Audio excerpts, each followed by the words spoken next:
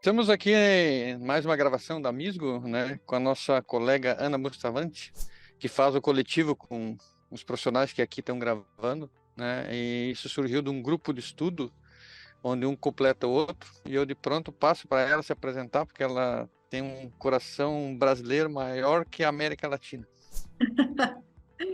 Muito obrigada, Paulo. Prazer em te rever. E é realmente uma satisfação poder compartilhar com você e com o nosso grupo de estudo justamente os conhecimentos que vêm com o ESG. Eu gostaria que se apresentasse, assim, profissionalmente, né, um pouquinho da tua carreira, depois nós entramos com um debate, assim, daquela teus pontos fortes e misturamos com o que o grupo está fazendo, tá? Perfeito. Bom, gostaria de começar falando que venho de uma carreira holística. Comecei estudando design e conforme foram passando as experiências, eu fui um pouco mudando das áreas, né?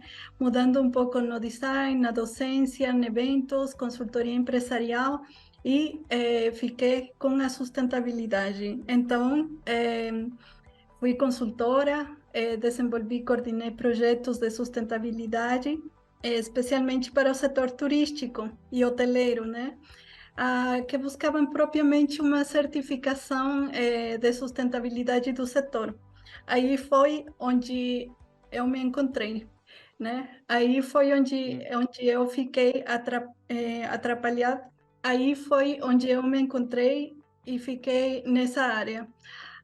Depois, eu trabalhei juntamente com migrantes na parte dos direitos humanos e fazendo projetos de responsabilidade social e sustentabilidade.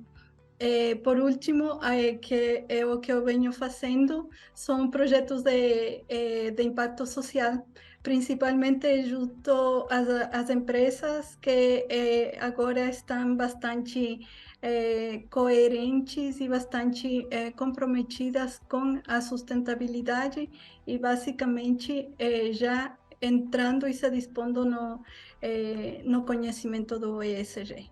Então eu queria provocar a nossa conversa, né, colocando três pontos que são muito fortes, teus, né, e que impactam no ISG e vou te ajudando a misturar, né, porque a gente tem a tendência de falar bem da mim e quero que tu diga o que te encanta nesse grupo, porque um completa o outro, tá? Então, nosso assunto hoje nós vamos falar sobre coletividade, que você sabe bem, comunidade e ecossistemas, né? Eu gostaria que tu entrasse nesse assunto e eu vou te instigando aí, tá? Perfeito. Bom, no grupo de estudos, basicamente, que como a gente se conheceu, como começamos nossa equipe, foi basicamente provocando os diversos conhecimentos, né? Através dos variados conhecimentos e experiências que cada um tem, e basicamente expondo essas possibilidades para se juntar e formar um macro dentro do que é o ESG. Por exemplo, minha experiência de impacto social, a experiência ambiental de outro, a experiência empresarial de outro, de governança de outro. Então, foi tão interessante o grupo de estudos que realmente, compartilhando os conhecimentos, a gente entendeu que realmente poderíamos nos juntar e criar realmente uma equipe forte, uma equipe que Multidisciplinar. exatamente multidisciplinar e que realmente abrange os temas, né? Conhecemos que os profissionais do ESG têm que ser amplos, sistêmicos e multidisciplinares, sim, mas com certeza vamos ter áreas que não vamos conhecer. Porém, aí está o especialista um pouco mais em cada área. Eu queria te pedir assim, um sentimento à medida que tu começou a estudar o ISG, porque me parece que algumas coisas, que nem que tu tem experiência muito social, tu consegue ver que pode trazer mais dentro das empresas agora e existe também uma cobrança do mercado financeiro para que as coisas aconteçam nos três, no social e no ambiental, né? Certo? E que antes, às vezes, tu estava tentando, lidando com situações mais específicas, né? Mas que agora as três vertentes, né? A governança cobra que isso aconteça, senão terá dificuldade, no caso, né? Vejo que as empresas hoje estão mais comprometidas, sim? Ah, não somente na governança, mas também na parte social e na parte de impacto com as comunidades.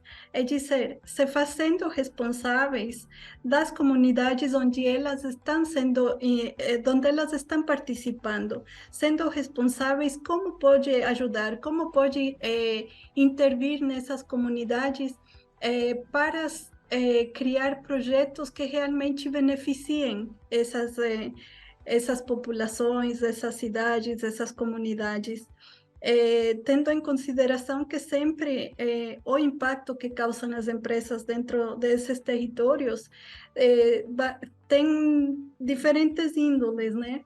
Diversas índoles que muitas vezes impactam negativamente e outras positivamente, né? Mas o ESG veio contribuir nessa responsabilidade, vamos dizer assim, por bem ou por mal, a parte financeira que é a que está puxando o ESG, está, vamos falar que obrigando a essas empresas ou a ser mais responsáveis com seus territórios, né? A ser mais responsáveis com as comunidades e tendo em consideração que projetos podem impactar tão positivamente que os resultados não são somente de curto prazo, mas de longo prazo. E que essas empresas, sendo responsáveis, podem deixar uma marca dentro da população, uma marca positiva, né? E com isso contribui de maneira positiva ao benefício da sociedade, né? Então, É, acho que o ESG veio só a contribuir nesse ponto aí. eu queria contar uma historinha que me veio no meio do estudo, né? Foram tantos estudos que a gente não sabe se compartilhou com todos, né? Sei. Mas na Inglaterra, no século XVII, tiraram o objetivo social das empresas e deixaram só os quinais. E achava-se que a produção somente pelo lucro ia resolver tudo, né? E um tempo foi passando, a economia se gerou assim, se formou os capitais assim, mas hoje se vê pela agressão que nós fizemos à natureza por isso e aos seres humanos, porque nós temos seres humanos passando fome com toda a produção que nós temos, né? Nas ODS da ONU consta isso, né? Disseminar a fome, a discriminação, etc. E agora, com esse intervir, a gente nota que existe empresas se criando com esse viés bem social e vinculado à natureza e fazendo um movimento muito positivo. E isso fez com que o mercado financeiro comece a exigir das outras a se adaptarem nesse quadro também, né? Não sei se eu contribuí para ti continuar aí, né? Certo? Mas, de certa forma, tudo deveria ser feito para as pessoas, né? Pois é, qual é o recurso mais importante? São as pessoas, tanto as internas, né, que seriam os funcionários, né, que são os colaboradores, que são uma parte importantíssima para poder desenvolver o negócio, quanto as comunidades, onde nós como empresários, nós as empresas impactamos, né? E o que você fala do viés de sustentabilidade com as que já nascem as startups são totalmente verdadeiras, né? Mas é curioso, elas nascem com esse viés, mas é um viés, um compromisso já na base, né? E que, como você falou, historicamente não tínhamos isso, não tínhamos uma base social. O funcionário, as comunidades podiam ser exploradas à vontade, sem que houvesse uma responsabilidade de fundo, com marcadas exceções, obviamente. Mas é interessante ver como o ESG veio para apoiar para organizar a casa, vamos falar assim, tanto interna quanto externamente, né? Se falamos, por exemplo, da parte social, estamos falando como pode também uma empresa apoiar dentro da parte interna, né? Você vê, por exemplo, vou te contar um case, né? Apoiando os empreendimentos na parte turística, ah, eu tive a oportunidade de fazer um projeto com hospedarias, né? Rurais. E aí a empresa não tinha muita mão de obra disponível. Teria que contratar trazendo da cidade para poder ter as pessoas. Esse exemplo estou te falando 20 anos atrás, né? Então, quando era uma novidade, involucrar as pessoas da própria comunidade, capacitá-las, né? Então, o que a gente fez justamente capacitar isso, involucrar a comunidade, pedir a participação deles para desenvolvimento de vários projetos que apoiariam tanto a gestão própria quanto a gestão da própria comunidade em si, né? Então, o projeto não somente tem que beneficiar a si próprio, tem que beneficiar também a comunidade, né? Tem que dar um melhor futuro para essas comunidades. Então, nesse ponto, as startups agora estão nascendo, sim, com um compromisso real, verdadeiro, mas as empresas antigas, vamos falar assim, agora se veem Obrigado. um pouco obrigadas, vamos falar assim, não gosto desse termo, mas É, se veem um pouco obrigadas a se juntar nesse conceito, que na verdade você vê, e não é um conceito que traz um benefício para os outros, é um conceito que traz benefício também para a empresa. Quanto vale que uma empresa esteja em paz com a comunidade, que a empresa tenha o apoio da comunidade? Quanto vale isso? Realmente eu é um gostei. investimento que vale a pena, né? Eu vou fazer um case aqui. Na semana, no final de semana, no Rio Grande do Sul, houve uma questão pluviométrica muito exagerada, né? E é aí Sim. que começa a mostrar que a natureza tá dando viés, e que nós temos que. E se existe uma relação perfeita, aquelas empresas que ficaram embaixo d'água, né, estariam ajudando as pessoas, né? Estariam envolvidas com as pessoas e as pessoas envolvidas com elas. E seria muito mais prático para resolver isso, né? Então, esse viés que está mostrando, a natureza está mostrando, nós temos que salvaguardar nossos stakeholders internos, né? Porque esses vão estar coesos, e depois trazer isso para a comunidade. Então, isso vai, no meu entender, vai começar a criar uma situação daquela situação de dominar as ODS que a ONU fala, que é desigualdade, que é, né? Como também já pingando aí para você falar, né? Por que que se fala hoje em questão de mulheres nas direções? Por que que se fala das raças, né?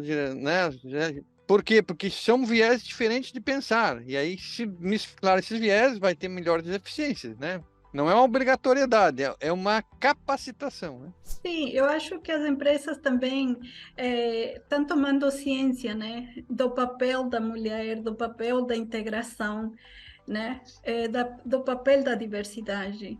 Assim, por anos, historicamente, temos as comunidades, os grupos marginalizados, né? Então, realmente, já é um compromisso que vem na cadeia da responsabilidade social, a integração, a diversidade, né? Então, Trans- é um papel muito importante que se põe nas empresas, mas que acredito está dando um resultado essa cobrança, está dando um resultado porque muitas empresas, eu falaria que estão já participando, sendo cientes, se capacitando e integrando esses grupos menos inclusivos. E assim, se nós for ver essa questão, eu gostaria de botar na tela aqui a palavra transparência, né?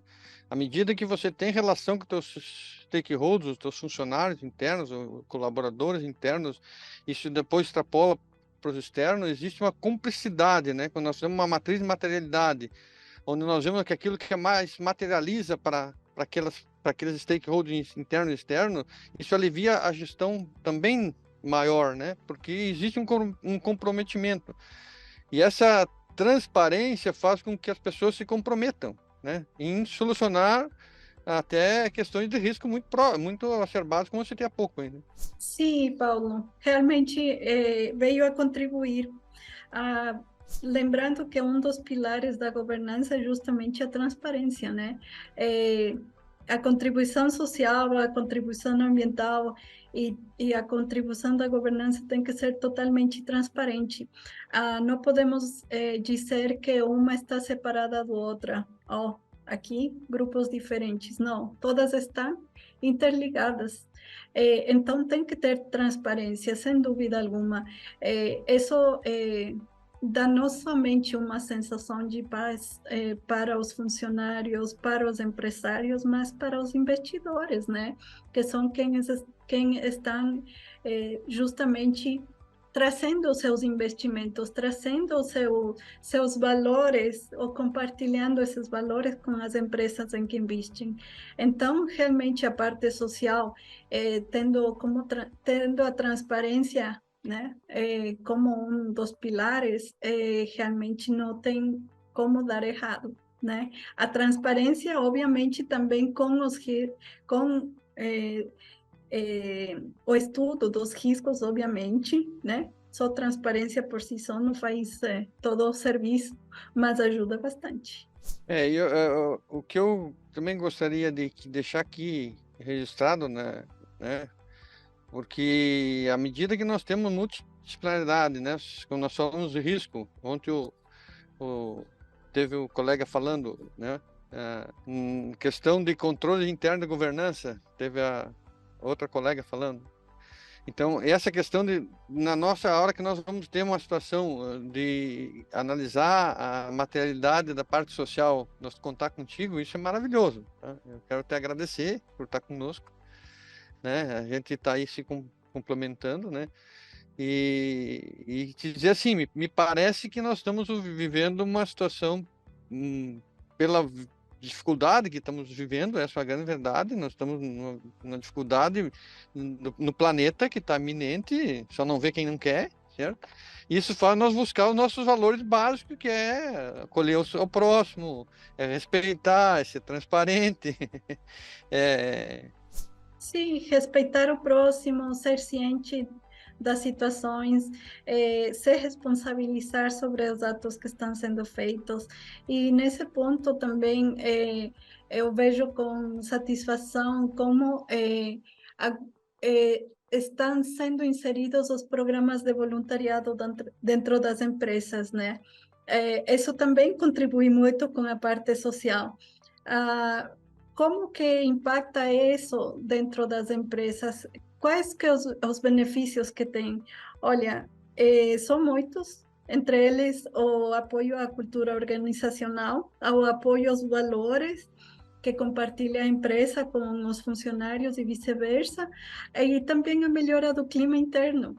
É uma assistência, uma ajuda à comunidade, sim, mas também é um benefício interno para a empresa, né?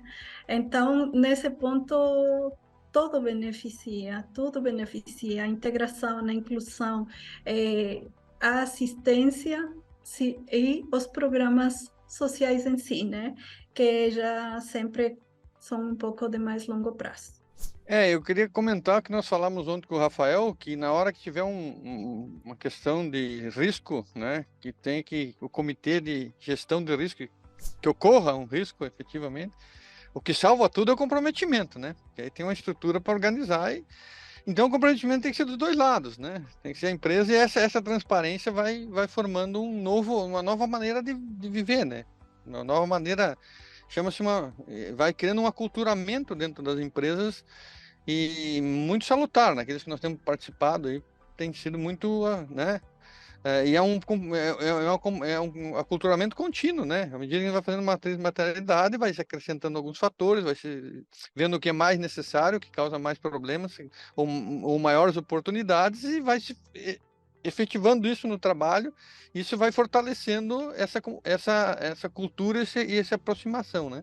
E realmente, num processo de gestão de riscos, quem é a pessoa que vai fazer, que vai dar a cara, pois o recurso humano, né?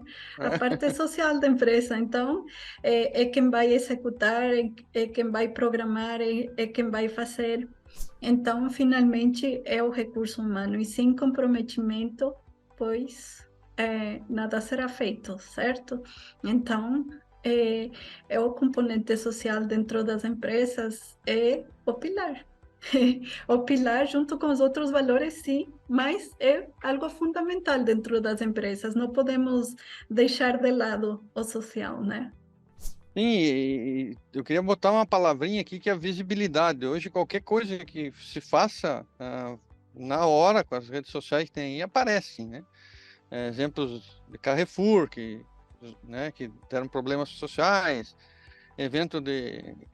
E aí, o que isso está trazendo de benefício é que está virando a transparência dos dois lados. E tem que aculturar, porque se pensar só a gestão e não o corpo não acompanhar, né? Mas é um movimento muito positivo. Absolutamente. Não tem outra palavra para isso, senão o comprometimento, a transparência e a cultura organizacional. Eu diria que a base para o ESG vai ser a cultura organizacional, porque dela vai depender todas as outras áreas também para poder se desenvolver positivamente. Então, eh, basicamente, você expôs os casos de algumas empresas que tiveram problemas e olha que foram na cadeia de valor. Então, esse compromisso também de ser responsável, não só a comunidade, como o território que está ao redor, não somente funcionários como nossos funcionários diretos, mas também o compromisso em desenvolver e em, de certa forma, saber a quem estou contratando para me fornecer esses serviços. Eles são iguais de responsáveis, eles têm uma cultura também parecida com meus valores, assim, trabalho escravo, trabalho infantil. O que estão eles fazendo para não ter dentro da sua cadeia de valor? Por quê? Porque isso vai afetar a minha também, tanto no negócio quanto nos valores que eu estou aceitando ou não, né? Então, é muito Veja, importante. veja bem, quando se criou o processo de terceirização, o movimento de terceirização, se criou uma distanciamento. Não, eu contratei a responsabilidade. Hoje é corresponsável, né? À medida que nós Corresponsável. fazemos uma matriz de materialidade, perguntamos para os stakeholders externos o que eles é inerente dentro daquela conjuntura para fornecer para essa empresa, né? Ela existe, começa a gerar o comprometimento para a solução daquelas situações que sejam desconfortáveis ou que possa ajudar, certo? E aí começa o aculturamento coletivo, né? Certo? Começa interno, depois vai melhorando, né? Então essa responsabilidade, né? E aí vem bem o tema que nós falamos no começo, da individualidade está gerando, né? Do capitalismo tradicional, nós estamos no capitalismo stakeholders criando coletividades e relação e aculturamento conjunto. Não? Sim, efetivamente. Não podemos somente pensar em nós, em nosso umbigo, né? Temos que pensar também em com quem estamos, com quem convivemos, com quem vivemos.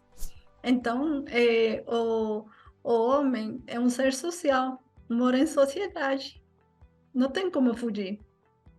E essa questão, essa mentalidade de individualização, sabe, era uma coisa desgastante, estava desgastando a natureza, estava desgastando as relações das pessoas, estava desgastando as produções, a qualidade dos produtos, porque era tudo, não era transparente, né?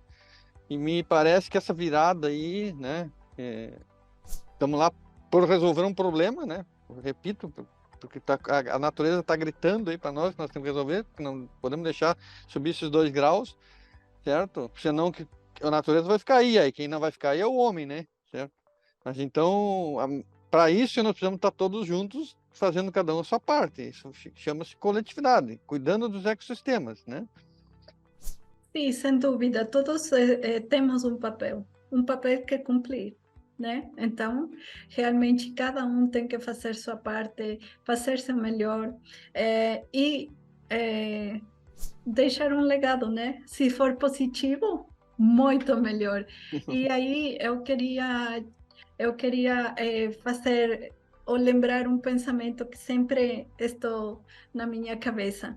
O que fazemos neste mundo e que mundo vamos deixar? Isso. Então, realmente, que é o que queremos deixar? Mas que estamos fazendo? Qual o nosso aporte? Me deixou pensando, mas eu fiquei pensando assim em te fazer uma pergunta que para mim cala muito, tá? Por mais que a gente possa se achar o maior competente do mundo, eu queria te perguntar assim: como é que tu se sente tendo na coletividade essas pessoas que nós estamos aqui mostrando como profissionais, mas que na hora de fazer o teu trabalho, qualquer necessidade, seja de uma área que você não domina tanto, esteja junto contigo? Eu diria que é um processo natural, não sei se pela minha formação ou pela minha personalidade, eu não sei dizer, mas para mim é um processo integrativo, é um processo natural. Então, realmente, nesse ponto, eu não tenho resistência nenhuma a essa integração. Aliás, eu sempre busco essa integração em todos os campos.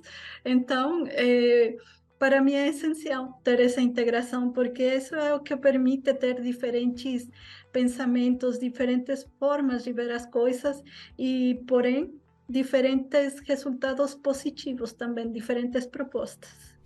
Eu queria te dizer, pedir para quem nos ouve que domine essa resistência de não querer, de não ter essa vivência, né? Porque à medida que você, como o ESG é um domínio dos riscos, nós vamos trabalhar com os riscos e com as oportunidades, há pessoas que têm uma experiência, como tu tem, toda essa parte social, desde Quito, que ela vai ter um olho mais clínico para isso, né? Então, quando nós fizemos uma análise de coisas, né, cada um de nós submetemos aos outros e aí se dá algumas diretrizes que completam isso para que essa análise fique bem mais consistente.